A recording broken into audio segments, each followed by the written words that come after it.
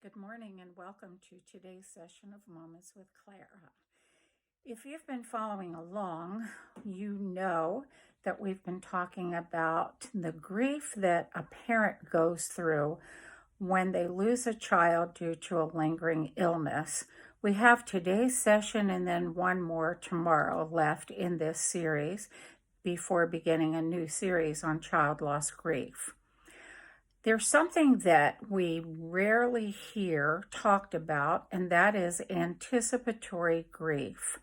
That is a term used among grief counselors and other grief specialists, and it simply means that we are anticipating or looking ahead, knowing the probability that there is going to be a loss. When a parent is dealing with a child who has a lingering illness and they've been told that that illness is terminal, the parent will experience a traumatic type of grief called anticipatory grief. Now, that is a layer of grief on top of the grief that they will already experience with the loss of that child. So this is another reason why we call this grief a very complicated grief. Now, what happens to a parent when they are experiencing anticipatory grief? Well, every day when they see their child, hear from their child, are near their child, they are experiencing kind of a fight or flight type of reaction. They know the facts, but they don't want to believe them. They want to run away from the facts. They don't want to accept what they know in all probability is coming.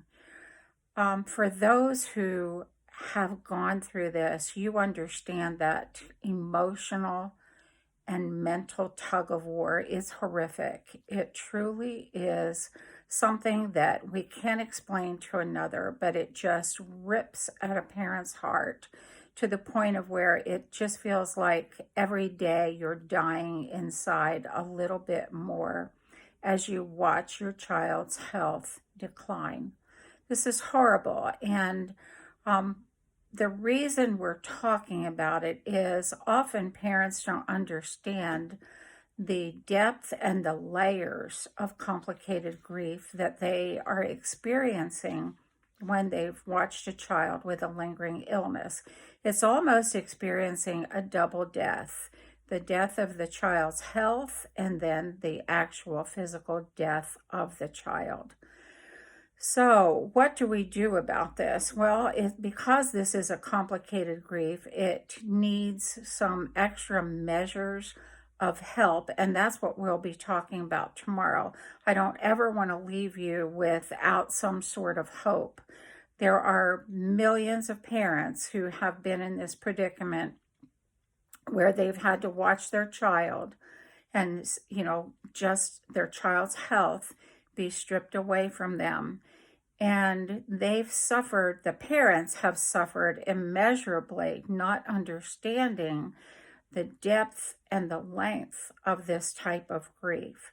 So I want to emphasize again, this is a complicated grief. It's multi-layered. It is not an easy grief, and it will take years, if not a lifetime, to peel back the layers of this type of grief to where you'll get to a point where you will feel okay as you're traveling this journey of loss.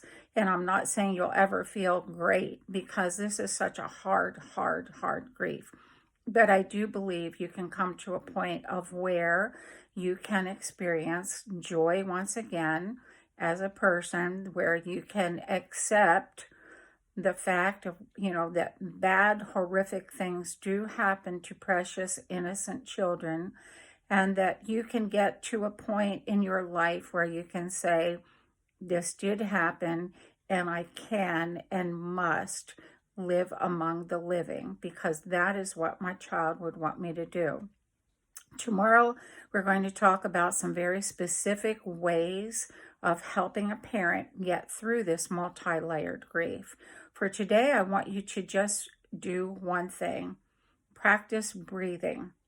Just simply take in some long meditative breaths and let go. Simply breathe.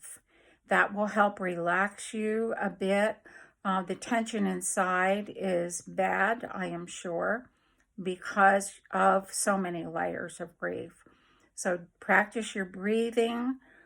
Be kind to yourself.